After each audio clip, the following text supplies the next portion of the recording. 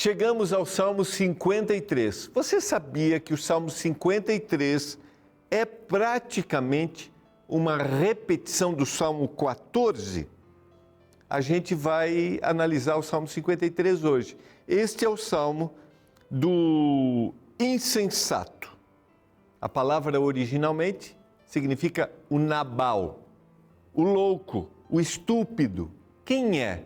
É aquele que quer viver a vida sem a presença de Deus. Aquele que vive achando que Deus não existe. Aquele que pratica as coisas achando que não deve satisfação a um ser criador. E o que acontece com a vida deste? O que acontece com o seu meio familiar? Se a gente for ao texto bíblico, a gente vai encontrar a história de um homem chamado Nabal.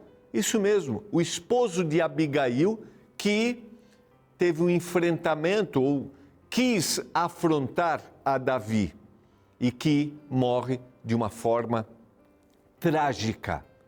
É aquele que não para refletir em suas atitudes.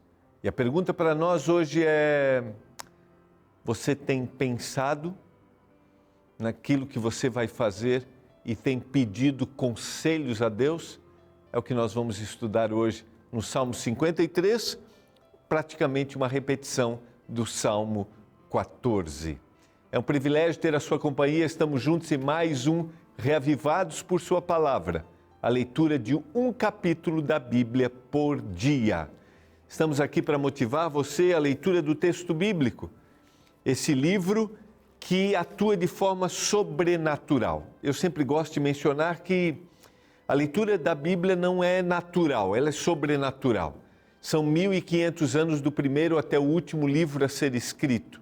São 40 autores, são 3 línguas, né? Especificamente grego, hebraico e aramaico. E como um livro com uma diversidade tão grande de tempo para ser escrito, uma diversidade de autores e 3 línguas diferentes, consegue manter uma harmonia, uma unidade e consegue sobreviver ao longo da história. Um livro que foi perseguido, um livro que foi destruído, mas que chegou até nós. E hoje, infelizmente, nós temos acesso, mas a estratégia do mal é outra. Nós não queremos ler e quando queremos colocar a nossa interpretação. E o livro, por si só, tem uma mensagem para cada um de nós. Por isso, nós temos aqui na Novo Tempo a nossa escola de ensino da Bíblia, a escola bíblica. E eu quero te oferecer o guia de estudos Profecias de Daniel. A gente está estudando esse guia no Escola Bíblica. Se você quer entender mais as profecias e perceber que Deus está no controle de todas as coisas, está aqui para você. Peça seu guia de estudos, ligue para a gente, acesse o nosso site ou mande mensagem para o WhatsApp. Olha, a gente vai para o intervalo, é rapidinho, e na volta vamos estudar juntos o Salmo 53 e vamos perceber que não tem como viver uma vida sem a presença de Deus. Não esqueça de compartilhar nosso programa através do nosso canal no YouTube, compartilhe o link, Deezer, Spotify. Vamos levar a palavra a todos os lugares, a todas as pessoas. Eu já volto.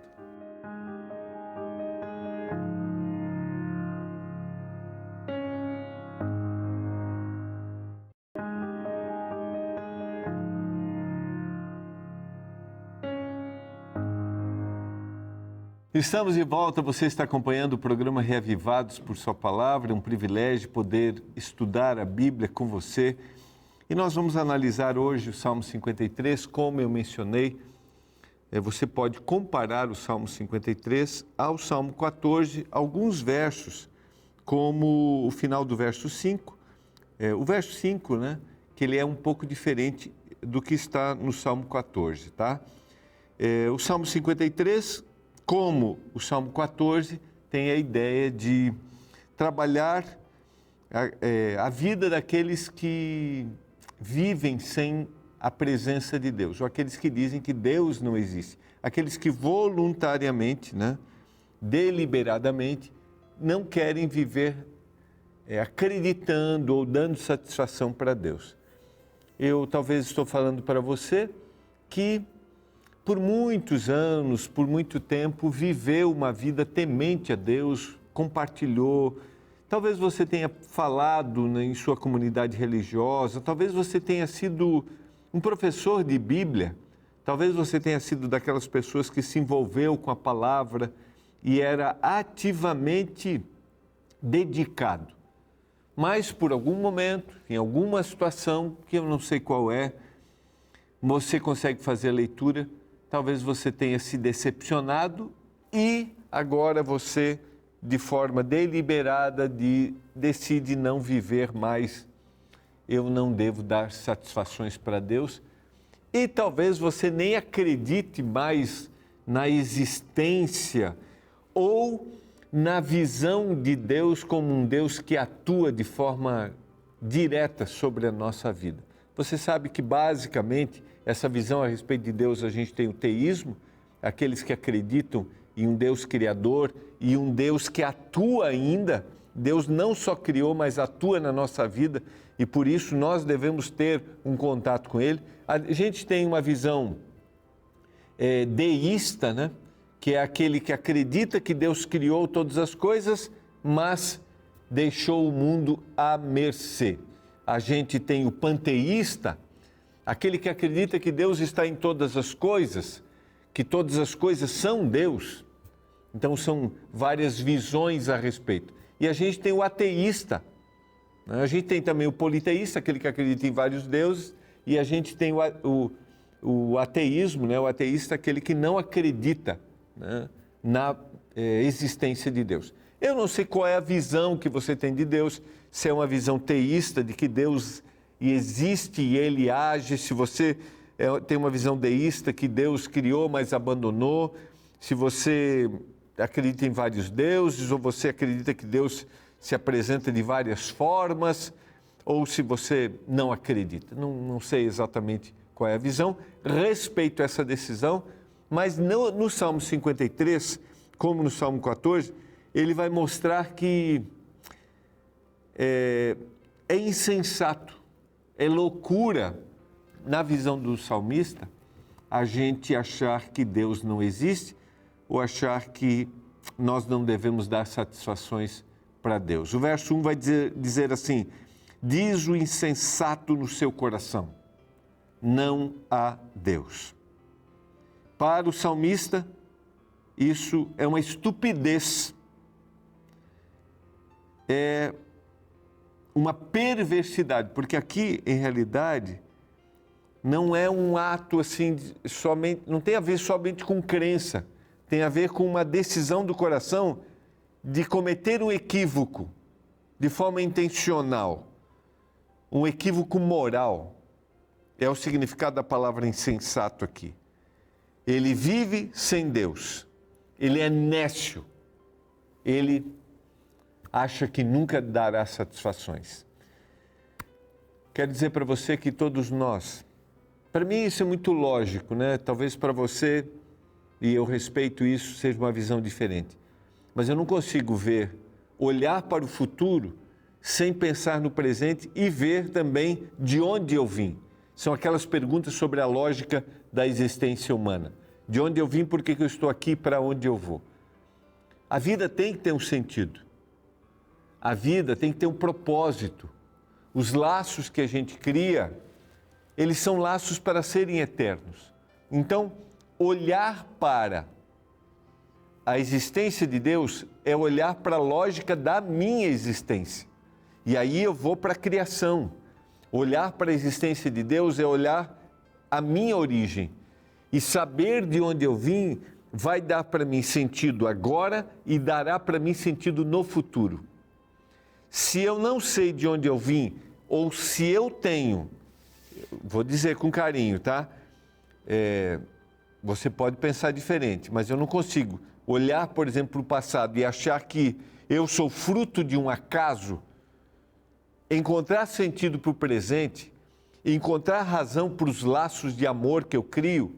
Estou falando para você que tem um contexto familiar, você que é casado, você que tem filhos, você que tem seus pais, você que talvez tenha perdido já seus pais. Se você não olhar para a sua origem, a existência perde o sentido. Além disso, e o futuro? E os laços de amor que foram criados? Como eles serão resgatados?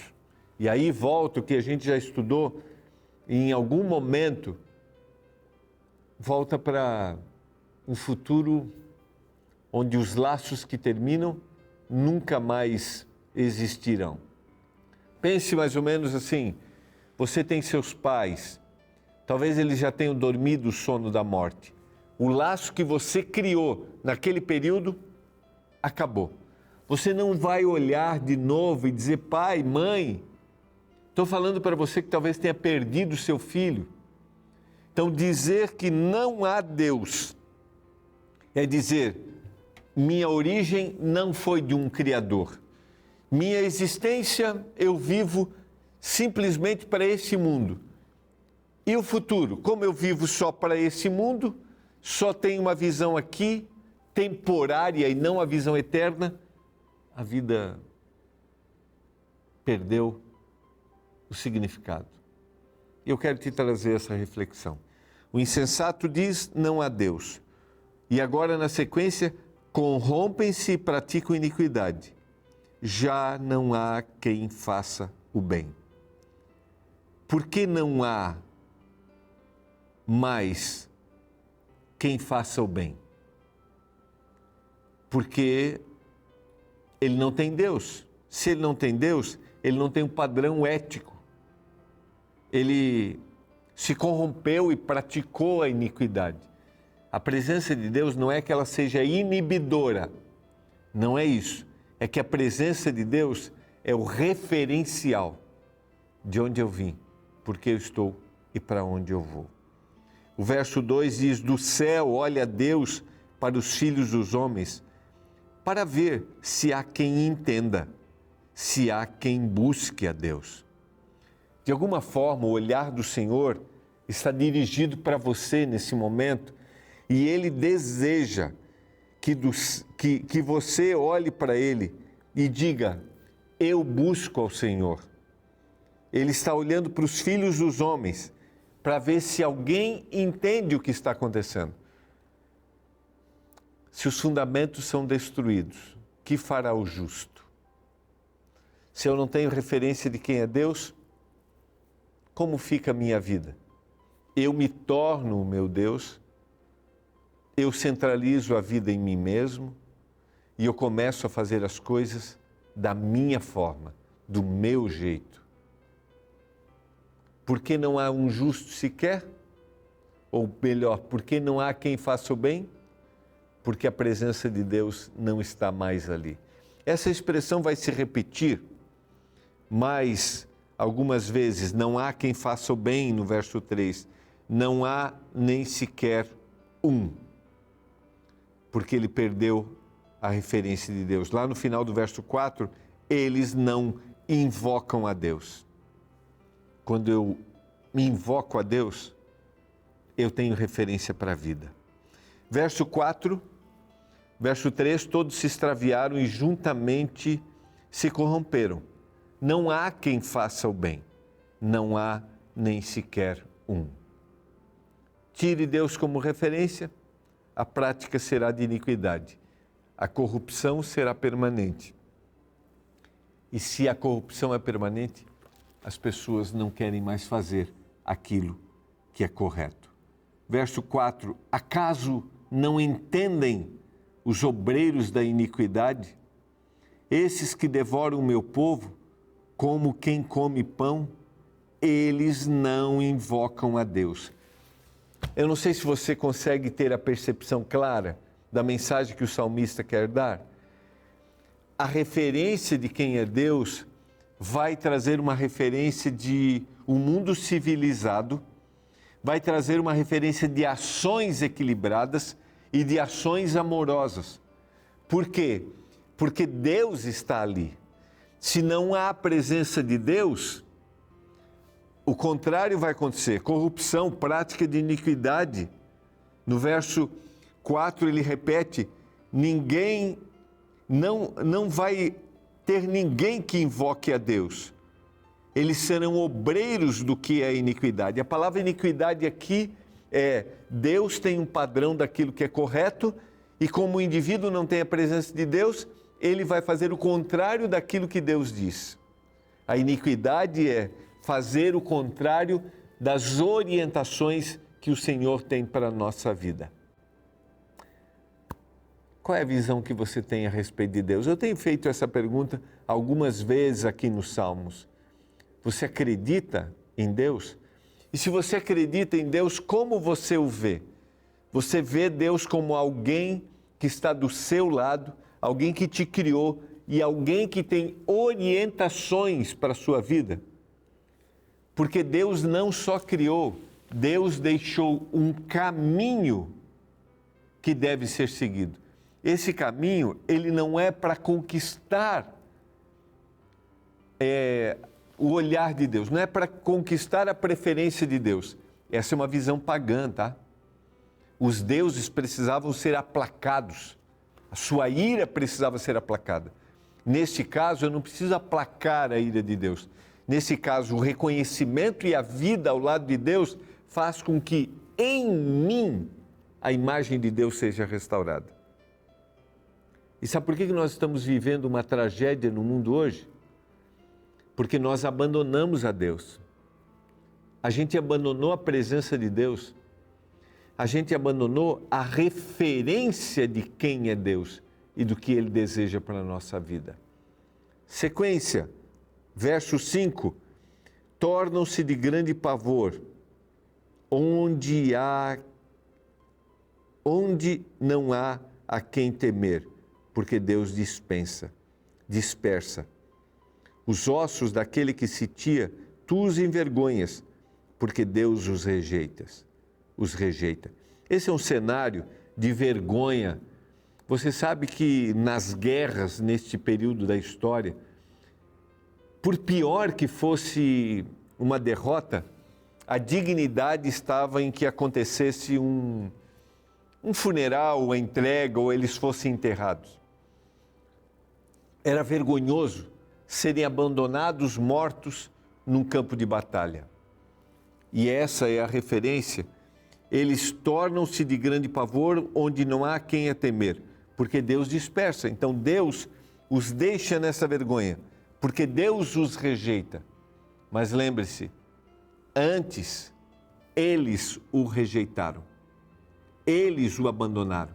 E agora Deus diz assim: eu não quero. Às vezes essa imagem pode ser até um pouco difícil da gente entender. Mas Deus não pode amar, desejar e levar para a eternidade aquele que não quer. Deus nos amou primeiro. Agora a decisão de permanecer no seu amor é nossa. E Deus não pode forçar ninguém a amá-lo, porque o amor traz liberdade. E aquele que o rejeita, Deus vai deixar. Não porque Ele queira, não. Quando o Apocalipse diz que haverá novos céus e nova terra, porque os primeiros céus e a primeira terra já passaram e o mar já não existe e não haverá mais morte, nem luto, nem pranto, nem dor. Não é porque Deus deseja que pessoas não vivam a eternidade. É porque Ele precisa criar novos céus e nova terra. E aquele que não desejou ir, é porque Ele não quis. É para a gente pensar um pouquinho. Verso 6. Quem me dera que de Sião viesse já o livramento de Israel. Quando Deus restaurar a sorte do seu povo, então exultará Jacó, Israel se alegrará. Que visão que você tem de Deus? Quem é Deus para você? Para você, Deus é um Criador, mantenedor e Salvador que está atuando hoje na sua vida? Aceite-o. Entregue seu coração para Ele. Você não acredita nisso, você acredita que Deus criou, mas abandonou? Considere a lógica da existência humana dentro daquilo que eu falei. E eu te convido, você não crê em Deus? Eu te convido a abrir o seu coração, abrir a palavra e só pensar um pouquinho. Será que tem lógica a existência, laços para durarem 70, 80 anos? Eu quero orar para que o Espírito Santo nos dê uma visão clara de quem é Deus. Pai do céu, obrigado pela Tua palavra. Obrigado porque em Ti nós encontramos conforto. Que a gente olhe para o Senhor e diga, esse é o Deus que eu um dia quero viver a eternidade. Ajude-nos para isso, Pai, em nome de Jesus. Amém. Um abraço, foi muito bom ter a sua companhia. Nós nos encontramos amanhã em mais um Reavivados por Sua Palavra.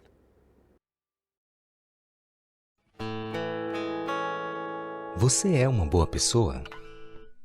A resposta mais adequada para esta questão é depende. Sim, depende de quem é seu referencial. Se você se comparar com indivíduos criminosos que cometem pecados diferentes dos seus, os quais são considerados piores pela sociedade humana, então é possível que você se julgue uma boa pessoa. Porém, se o seu referencial de comparação for a santidade de Deus, então suas qualidades já não parecerão tão grandes assim. Veja como o Salmo 53 é categórico ao classificar o ser humano como mau ao compará-lo com a bondade de Deus. Nos versos iniciais lemos: Não há quem faça o bem. Do céu olha Deus para os filhos dos homens, para ver se há quem entenda, se há quem busque a Deus. Todos se extraviaram e juntamente se corromperam. Não há quem faça o bem, não há nem sequer um. Sabe, o primeiro passo para a salvação passa pela confrontação de que somos terrivelmente pecadores. A diferença que há entre nós quando nos olhamos horizontalmente, ou seja, apenas para os outros seres humanos, é que uns pecam mais que os outros ou cometem erros mais públicos que os outros. Mas em essência todos somos devedores diante da lei de Deus. O problema é quando nos olhamos verticalmente, ou seja, nos comparamos com o nosso Criador. Aí diante dele não passamos de pó. E a verdade é que quanto mais você compreender a profundidade da situação deplorável na qual você vive, mais agradecido você encarará a grandeza da solução que Deus te oferece. Essa graça incrível nos constrange. Por isso que há muito tempo atrás um traficante de escravos chamado John Newton percebeu no meio de uma tempestade em alto mar como sua vida era cheia de erros e como ele era escravo das escolhas que fazia. Ali ele decidiu aceitar a Jesus como seu salvador pessoal e posteriormente compôs uma das canções mais cantadas no meio protestante intitulada Maravilhosa Graça. Ouça. Amazing grace, Maravilhosa Graça. how sweet the sound Quão doce é o som that saved a wretch que salvou o miserável like me. como eu. I once was lost, Eu estava perdido, but now I'm found. mas agora fui achado. Was blind, Eu era cego, but now I see. mas agora vejo. No final de sua vida, ao contemplar a pessoa que ele havia se tornado depois que encontrou Jesus, John Newton declarou: Ainda não sou quem gostaria de ser, ainda não sou o que deveria ser, mas pela graça de Deus, já não sou o homem que costumava ser.